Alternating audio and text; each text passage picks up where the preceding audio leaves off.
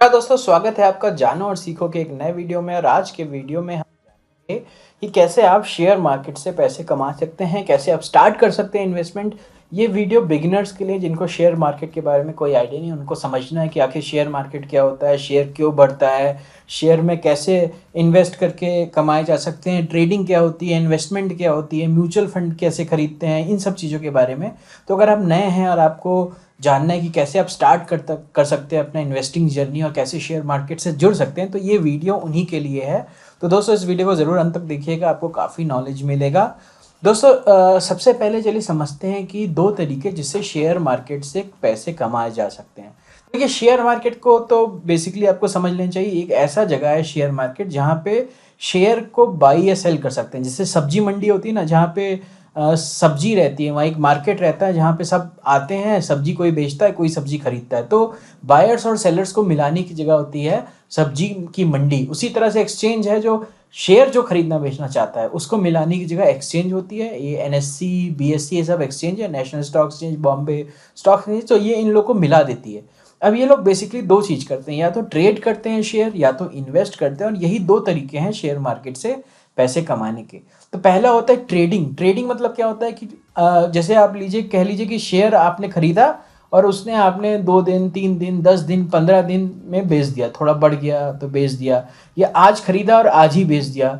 या शेयर की जगह कुछ डेरिवेटिव प्रोडक्ट होते हैं जो शेयर के दाम के साथ ऊपर नीचे जाते हैं, उसको खरीदा, उसको बेच दिया, जैसे फ्यूचर एंड ऑप्शन होता है।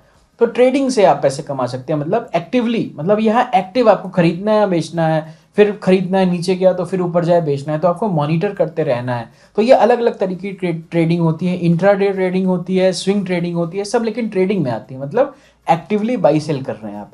इंट्राडे ट्रेडिंग क्या होती है? इंट्राडे में क्या है कि आपने आज ही खरीदा और आज ही बेच दिया। जैसे सुबह 100 रुपये पे मिल रहा है, 2 घंटे बाद 102 हो गया, तो आपने 100 पे खरीदा, 102 पे बेचा, 1000 शेयर खरीदे, तो आपको 2000 का फायदा हो गया। लेकिन उल्टा है, अगर 100 पे लिया और 98 चला गया तो 2000 का लॉस हो गया। तो ये बिल्कुल मतलब ट्रेडिंग होता है कि आज ही खरीदा आज बेचा, तो इंट्राडे हो जाता है। स्विंग ट्रेडिंग मतलब अभी खरीद लिया, 1 महीने बाद मान लीजिए 5% बढ़ गया तो आपने बेच दिया, तो उसे स्विंग ट्रेडिंग कहते हैं। ये दो तरीके का ट्रेडिंग होता है। तो पहला होता है कि भाई ट्रेडिंग करके आप पैसे कमाइए। नेक्स्ट जो चीज़ होती है वो क्या होता है कि इन्वेस्टिंग करके शेयर कमाइए। इन्वेस्टिंग करके शेयर्स में पैसे कमाइए। अब इन्वेस्टमेंट क्या होता है? इन्वेस्टमेंट होता है जैसे आपने सोना खरीद लिया, आप सोचते हो कि यार सोना 10 साल तक रखेंगे और धीरे धीरे सोने का दाम बढ़ेगा। ऐसे ही घर आपने खरीद लिया, आप कहते हो यार मेरा जो घर है इसको मैं अपना आज खरीद लिया, 5 साल तक होल्ड करूंगा और ये 5 साल बाद इस घर की वैल्यू बढ़ जाएगी। तो ये इन्वेस्टमेंट होता है। ऐसे ही जो इन्वेस्ट करते हैं शेयर में लॉन्ग टर्म के लिए या म्यूचुअल फंड में, वो होता है कि भाई आपने शेयर या म्यूचुअल फंड खरीद लिया और धीरे धीरे धीरे जो भी जिस कंपनी का शेयर है, जैसे जैसे वो कंपनी अच्छा करेगी, ज़्यादा प्रॉफिट कमाएगी, आपका शेयर का प्राइस बढ़ेगा और आपको फ़ायदा होगा। तो ये इन्वेस्टमेंट होता है लॉन्ग टर्म का। तो बेसिकली ट्रेडिंग कर सकते हैं या इन्वेस्टिंग कर सकते हैं, और दोनों को कर सकते हैं। तो यहाँ पे आप देखिए, मेन चीज़ आता है कि शेयर जो होता है, आपको तो देखिए बाई करके सेल करके ही फ़ायदा है। अब यहाँ पे शेयर का बाई प्राइस ऊपर नीचे क्यों बढ़ता है, ये जानना थोड़ा ज़रूरी है। अगर आप बिगिनर से आपको नहीं पता है, तो शेयर क्या होता है कि ओनरशिप होता है किसी कंपनी में। जैसे कि कह लीजिए कि अगर आज आज कह लीजिए टाटा मोटर जो है, टाटा मोटर जो कंपनी है, अगर ये 1 करोड़ की कंपनी है, तो इसको 1 करोड़ के छोटे भागों में, छोटे भागों में डिवाइड करते हैं। ऐसे ऐसे 1 करोड़ पीस में डिवाइड करते हैं। तो अगर आपके पास 2 पीस है तो आप उसको एक पीस को हम शेयर कहते हैं। तो आपके पास 2 पीस है, तो आप 2/1 करोड़, 1 CR, मतलब CR जान लीजिए, जीरो बहुत आगे लग जाएगा, तो उतने परसेंट के हिस्सेदार हो गए। तो अगर आप मान लीजिए अगर किसी कंपनी का 100 शेयर है टोटल, कंपनी को 100 हिस्सों में डिवाइड कर दिया, आपके पास 50 है, मतलब आप आधा 50% ओनर है उस कंपनी के। तो जितना भी शेयर है कंपनी का मार्केट में, अगर शेयर का मतलब होता है ओनरशिप, तो आपके पास जितना शेयर है आप उतने ओनर हो जाते हैं। आपके पास 10 शेयर है और मार्केट में 1 करोड़ शेयर है, तो 10/1 करोड़ इंटू 100, इतने परसेंट ओनर है। अब आपको ओनरशिप से फ़ायदा क्या मिलता है? तो जो किसी भी ओनरशिप से मिलता है, जैसे कि आप अगर शेयर है, मतलब आप कंपनी के मालिक बन गए। अगर वो कंपनी प्रॉफिट कमा रही है तो आप उसके मालिक है, तो आपको भी एक हिस्सेदारी बनती है। अब हो सकता है वो कंपनी धीरे धीरे प्रॉफिट आपको शेयर करते रहे डिविडेंड के रूप में, जो कि रेगुलरली करती है।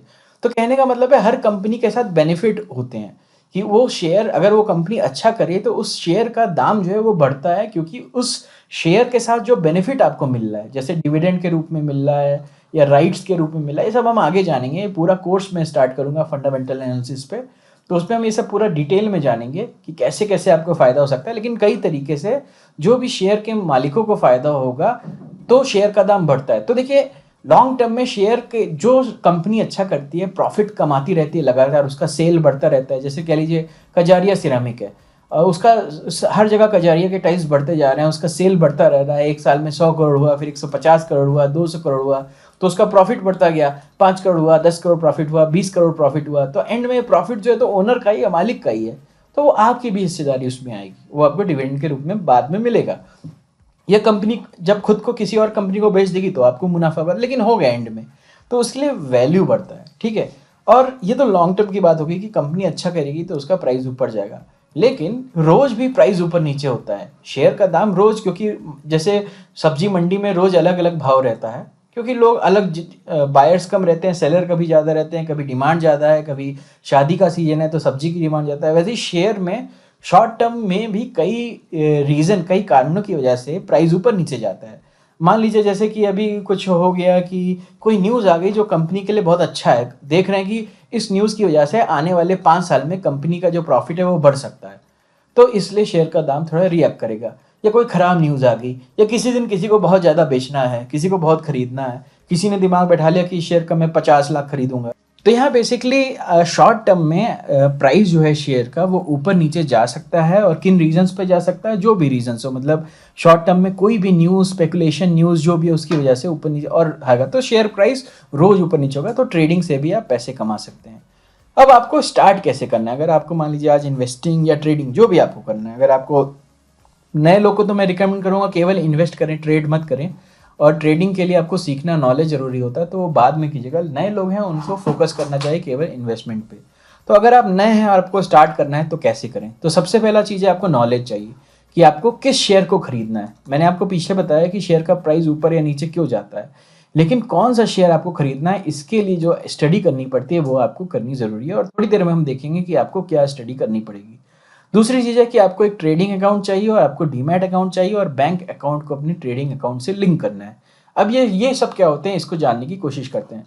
तो ट्रेडिंग अकाउंट एक ऐसा अकाउंट होता है जहां जिससे आप बाई या सेल कर सकते हैं शेयर। तो ट्रेडिंग अकाउंट में लॉगिन करके आपको दिखेगा ये टाटा मोटर है, इतना शेयर है, इतने लोग बेच रहे हैं, इतने लोग बेचने को तैयार है, आप वहां से खरीद सकते हैं। तो ट्रेडिंग अकाउंट खरीदने बेचने के लिए, लेकिन एक बार आपने खरीद लिया तो वो शेयर आपके पास आ गया, वो शेयर आप कहाँ रखेंगे। तो डीमैट अकाउंट दूसरा होता है, डीमैट अकाउंट। तो डीमैट अकाउंट क्या होता है, एक पर्स की तरह होता है, वॉलेट की तरह होता है कि ट्रेडिंग अकाउंट से, तो यहाँ ट्रेडिंग अकाउंट से जो भी चीज़ आप खरीदते बेचते हैं वो आपके डीमैट में जाता है। और जब आप कोई बेचते हैं तो आपसे डीमैट निकल के जिसको बेचा है उसको शेयर चला जाता है।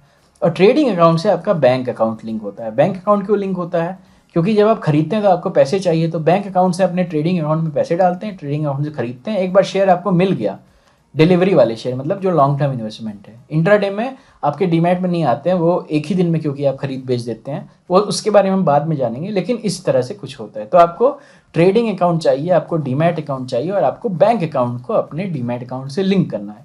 और आपको कहाँ पे आप ट्रेडिंग अकाउंट खोलिए, कहाँ पे, इसके लिए मैंने एक वीडियो बना रखा है, उसमें नीचे मैं डिस्क्रिप्शन में डाल देता हूँ, तो आप उस वीडियो को वॉच कीजिए और देखिए कि आपको कहाँ पे ट्रेडिंग अकाउंट खोलना चाहिए और कहाँ से आप फ्री में स्टार्ट कर सकते हैं। वो लिंक डिस्क्रिप्शन में दिया हुआ है। तो दोस्तों यहाँ आपने देख लिया कि दो तरीके की चीज़ें होती हैं। एक होता है कि इन्वेस्टिंग से आप पैसे बना सकते हैं लॉन्ग टर्म के लिए, एक होता है ट्रेडिंग कर सकते हैं शॉर्ट टर्म के लिए। तो अब दो चीज़ आपको पता चल गया हो सकती है। अब इन्वेस्टिंग की चलिए बात करते हैं कि इन्वेस्टिंग कैसे शुरू करनी चाहिए। तो सबसे पहले तो आपको समझना पड़ेगा कि शेयर का भाव जो है, जो कंपनी का आपने लिया है, उसका दाम ऊपर क्यों जाएगा, मतलब उसका परफॉर्मेंस कैसे अच्छा होगा ये जानना है, कितना उसको प्रॉफिट होगा ये समझने की कोशिश होनी चाहिए। डिमांड एंड सप्लाई समझना चाहिए, कितना उसका डिमांड है, उसका कंपनी का बाहर मार्केट में कैसा चल रहा है, जैसे जैसे डिमांड उसका बढ़ रहा है, उसका सेल्स बढ़ रहा है, इन सब चीज़ों को समझना पड़ेगा। तो इन सब चीज़ को हम कहते हैं फंडामेंटल एनालिसिस, मतलब किसी भी कंपनी का फंडामेंटल एनालिसिस करना। तो अगर आपको लॉन्ग टर्म के लिए स्टॉक में इन्वेस्ट करना है तो आपको फंडामेंटल एनालिसिस आनी चाहिए। आपके पास ये कारण होना चाहिए कि उस स्टॉक का दाम क्यों फ्यूचर में आगे जाएगा। अगर आप म्यूचुअल फंड कर रहे हैं तो आपको उस म्यूचुअल फंड के परफॉर्मेंस को देखना पड़ेगा, कौन उसको चला रहा है, इन सब चीज़ को डाल के निवेश करना पड़ेगा कि म्यूचुअल फंड से ऐसे आएगा। तो ये सब फंडामेंटल एनालिसिस में आता है और मैं दो वीडियो नीचे लिंक दे दे रहा हूँ। इन दोनों में मैंने बताया था कि कैसे आप एसआईपी कर सकते हैं। एसआईपी मतलब होता है कैसे हर महीने थोड़ा थोड़ा निवेश कर सकते हैं और कैसे कैसे आप अच्छे स्टॉक्स चुन सकते हैं जो आपको अच्छा रिटर्न दें। ये दोनों वीडियो की लिंक मैं डिस्क्रिप्शन बॉक्स में दे रहा हूँ, वहाँ पे जाइए, इन तीनों वीडियो को सकते हैं, इस पर मैंने डिटेल में बात की है। तो ये तो आप क्या हो गया इन्वेस्टिंग का। नेक्स्ट चीज़ आ जाता है कि ट्रेडिंग। मान लीजिए अगर आपको ट्रेडिंग करनी है तो क्या कीजिए। तो जैसे इन्वेस्टमेंट में था फंडामेंटल एनालिसिस, मतलब कंपनी के फंडामेंटल समझना, कंपनी की बैलेंस शीट समझना, कंपनी का सेल्स कैसा जा रहा है देखना और आने वाले 2-3 साल के लिए प्रिडिक्ट करना कि उसका सेल्स कैसा रहेगा, उसका प्रॉफिट कैसा रहेगा और कंपनी कितना मुनाफा कमाएंगे और कितना मुनाफा हमें मिलेगा। ऐसे ट्रेडिंग में हमें समझना पड़ता है चार्ट्स, कि स्टॉक का जो ग्राफ है वो ऊपर जा रहा है, नीचे जाना है, कहाँ पे एंट्री करना है, कहाँ पे एग्जिट करना है, कहाँ पे मैक्सिमम लॉस अपना झेल सकते हैं। तो ये चार्ट समझना पड़ता है, चार्ट्स देखना आना चाहिए। तो इन सबको कहते हैं टेक्निकल एनालिसिस। तो आपको टेक्निकल एनालिसिस सीखनी पड़ेगी अगर आपको ट्रेडिंग करनी है। तो याद रखिए कि बिना टेक्निकल एनालिसिस के नॉलेज के ट्रेडिंग करना मूर्खता होती है। मैं तो कहूँगा आपको बिल्कुल नहीं करना चाहिए। आपको इन्फॉर्मेशन चाहिए और मैंने 2 वीडियो का इसमें भी लिंक डाल रखा है, कैसे आप इंट्राडे के लिए चार्ट पढ़ सकते हैं, कैसे आप ट्रेडिंग स्टार्ट कर सकते हैं बिगिनर्स के लिए। इन दोनों का लिंक भी मैंने डाल रखा है। दोनों वीडियो को नीचे देखिए और वहाँ से स्टार्ट कीजिए अपनी जर्नी। ट्रेडिंग बहुत रिस्की बिजनेस है, मैं आपको पहले ही वार्न कर देता हूँ। अगर आप नए हैं तो आपको इन्वेस्टिंग पे फोकस करना चाहिए और आपको जब 1 साल 1.5 साल हो जाए फिर आप ट्रेडिंग पे फोकस कीजिए। और फेक एडवाइजरी सर्विस, बहुत लोग मार्केट में आपको चूना लगाने के लिए बैठे हुए हैं। तो ये एडवाइजरी सर्विस वालों से सावधान रहिए और खुद से नॉलेज लेके इन्वेस्ट कीजिए, वरना म्यूचुअल फंड में डाल दीजिए। और ट्रेडिंग करनी है तो टेक्निकल एनालिसिस सीख के खुद से कीजिए। दूसरों के टिप्स में ट्रेड करने से आपको बहुत नुकसान हो सकता है। तो देखिए यहाँ पे सार ये है पूरे वीडियो का कि नॉलेज जो है वो वेल्थ क्रिएट करता है और कुछ नहीं करता है। जो भी बड़े बड़े वेल्थ क्रिएटर्स हैं, रमेश दमानी जी की बात कर लीजिए या झुनझुनवाला की बात कर लीजिए या किसी और की भी बात कर लीजिए, विजय केडिया की बात कर लीजिए। अब ये लोग नॉलेजेबल है, इन्होंने खुद से स्टॉक सेलेक्ट किए, किसी एडवाइजरी से नहीं लिए हैं। देखिए नॉलेज क्रिएट वेल्थ, आपको फोकस करना चाहिए लर्निंग पे, चाहे आपको ट्रेडिंग करनी है या इन्वेस्टिंग करनी है।